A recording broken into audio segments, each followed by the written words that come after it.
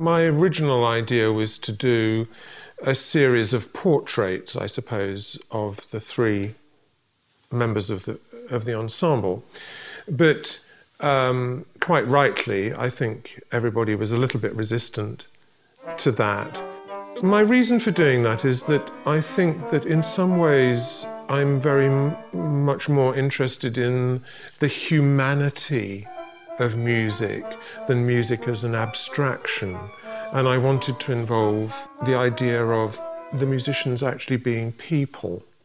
So the pieces become rather like those valise objects which Marcel Duchamp and Joseph Cornell constructed, which are basically suitcases filled with objects. And so this is like a kind of concert, or potentially more than one concert, because there are quite a lot of pieces finally, which are objects. Part of the subjects of these objects were chosen by the musicians. So they were to do with their enthusiasms. For example, Koen said that he would really like to have been able to play in a Haydn string quartet. So I've written him 2 Haydn string quartet movements in which the right and left hands of the piano are 2 members of the quartet, and the violin and the trombone are the other 2 members of the quartet. And even relatively small references, for example, Nora mentioned that she liked to play the Berg piano sonata, and in the settings of the Van Ostien poems, I make reference to that style of music. The period of Berg's piano sonata being roughly 1900 to the years of the First World War. So late romantic German expressionism. And it's very much to do with the performers. And I find it rather nice that it's a kind of Kammerspiel when you do the performance. It's like a kind of play in which you're looking into the lives of 3 people. And there's nothing very dramatic. There's no murder. There's no earthquakes. There's no kind of disasters. But it's people's behaviour and, in a way, the trivia of everyday life, but as symbolic then of other things like sadness, joy, obsession, lots of desire, lots of human emotions. The topics are very specific to the members of the ensemble, so I wouldn't have chosen those topics. But then that's the whole idea. If I take my camera out to capture a certain kind of a thing, then I don't turn it on myself. I turn it on my subjects, my victims, perhaps. For my own choice, I rather like to work in this way, and I think that's because it's connected to my own background. My father was a photographer. He was a documentary photographer. And so from a child, I grew up with the idea that one could make art out of people's lives and part of people's lives. And that's very important to me, that these connections are made rather than to put art on a pedestal or to make art geometric and inaccessible. I want people to see the connection between it and themselves. The piece is not monolithic. It's not about one topic. The 3 musicians chose different topics, and I wanted to explore those because there's so many of them I hadn't thought about. I hadn't thought about writing Haydn string quartets, or apart from as analytical models, structural analytical models, I hadn't thought about the Haydn string quartets as being topics for composing. And when it was suggested that I listened to Joseph Hasid's recording, I didn't know him as a violinist, and of course it's the most wonderful sound of a violin, and the Sarasate pieces took my imagination because I'm interested in folk music, and I thought they were very, very sexy. So I thought, oh, I'd really like to write something like that. So these things became models and also ways of exploring distances perhaps between pure composition, whatever that might be, in a sort of modernistic, abstractionist sort of sense, and various degrees of parody or quotation or faking, because all of these things are interesting to me. Supposing I fake a Spanish dance, which actually I do in the course of the piece. All the material is actually original. I made it all up. But if you listen to it, you might think, oh, it's a lost Spanish dance by Sarasate, or somebody trying to do that idiom at that time. So there are these streams of music.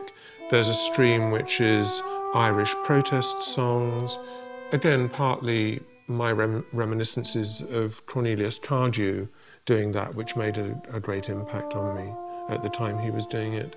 And Christian Wolff also, this stream of political music making that we have. There are the Haydn string quartets, which aren't quite Haydn string quartets. There's a very abstract thing, which are musical graphics of just squared paper with dots on, which could be realized in an infinite number of ways. So there are those streams of things, and they're just woven together in different ways. You could put them together in lots of different ways. The Van Ostaijen texts were part of a much older project, which I was never able to fulfill because the request to write something using that material never came up until now, when in the course of discussing all these ideas, kind of pooling all of these ideas, I happened to mention that my dear friend Marijke Verberne had given me a book of Van Ostaijen's poetry some years ago, when I told her I was interested in setting Dutch, because it was a language, when I was working here, I'd become quite interested in the noise of it. And I think he's a wonderful writer, absolutely wonderful writer. And there's nothing like that in English, absolutely nothing like that in English at all. So I've treasured these poems, and when I mentioned them, everybody went, "Ooh, yes, let's use those poems." And so, in a way, if you know the Van Ostaijen poems, they're emblematic of everything else in this cycle of pieces, because although there are Spanish dances and there are memorials to Aldo Clementi and there are Haydn string quartets, and that kind of world, which was already falling apart when Ostaijen was writing his poetry in the course of the First World War. This was the world of complicated connections between classicism and romanticism and folk music, and this was a world that was already falling apart. And I think in a way we're still not really over that. We haven't grieved sufficiently for that. We're still, you know, it's kind of grandparents. We can still remember that. It's old enough to have a connection. We were all a little bit jaded with the idea of concerts and how alienating concerts can be. And I too find that a concert venue and concert behaviour doesn't always draw my attention in the way that I think it should, from the point of view of involving me, of telling me interesting things about life and the universe and so on. So without pursuing theatrical in the way that we're familiar from the works of Clercq, for example, and certain other composers, I did want to find a format that could be staged, not in a conventional concert way, but more in terms of scenes from everyday life or whatever. And Nora or somebody else came up with this wonderful idea of this table, which can have objects on it and at which you can sit. And so immediately for the audience, there's something else happening than just the instruments. And I don't think that's a cop-out in any way. It's not saying, oh, you know, leave concerts behind, because actually the whole point of these pieces and their particular engagement with memory and history and the past and the present is a musical one. It's very much about music. So the table is a kind of screen through which we then perceive something else. When Aldo Clementi died, I wrote 2 pieces in memory of Aldo Clementi, which use Bach Lutheran chorales as the basis. That was my contribution to the pool of things. Aldo Clementi was introduced to me by David Osmond Smith, who was a colleague of mine, musicologist colleague of mine at Sussex University.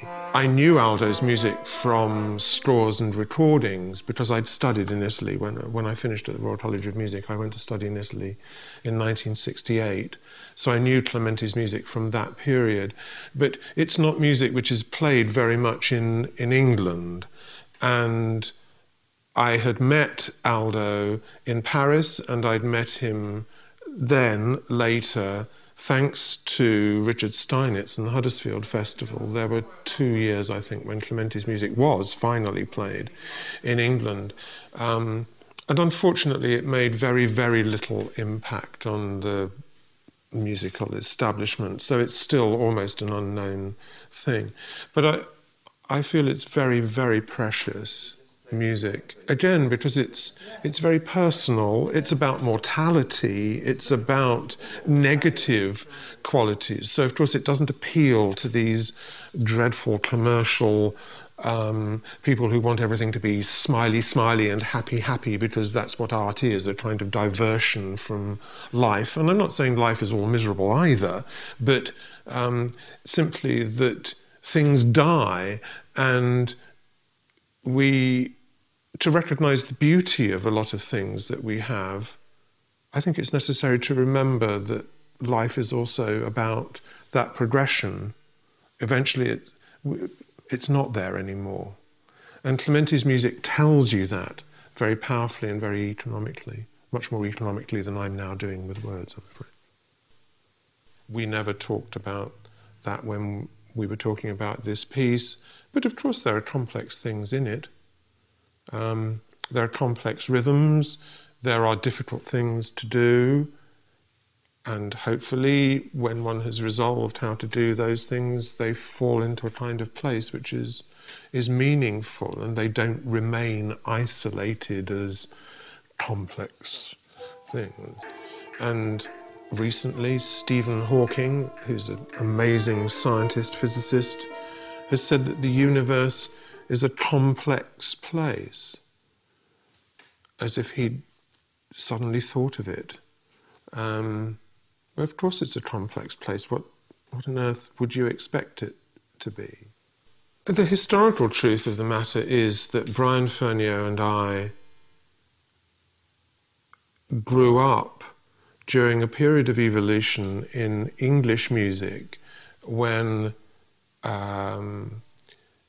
the music of Charles Ives and Stockhausen and Boulez was current to an extent that it isn't now, and it represented possibilities and expansions of the element of time and duration and just space, when people were not giving that very much consideration. Because, as you know, a lot of music is just simply, or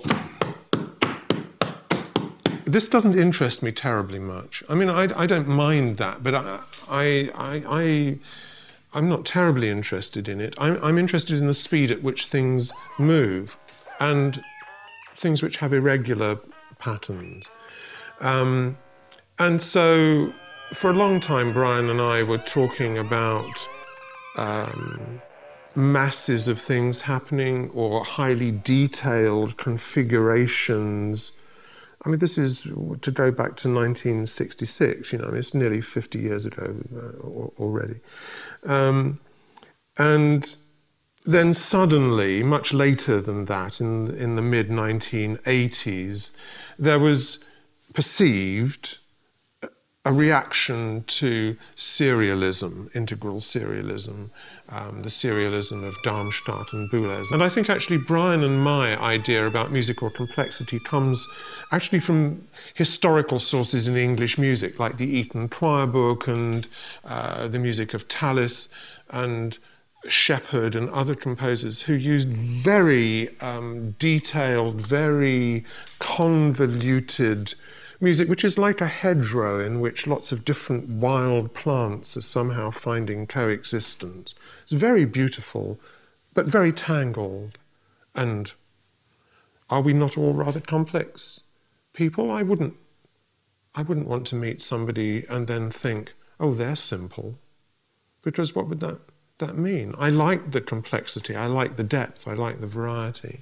And so this has evolved now into a position where people go, ugh, complex, you know, it's too difficult, it's going to take 3 hours of rehearsal instead of 3 minutes of rehearsal, and therefore that's a bad thing.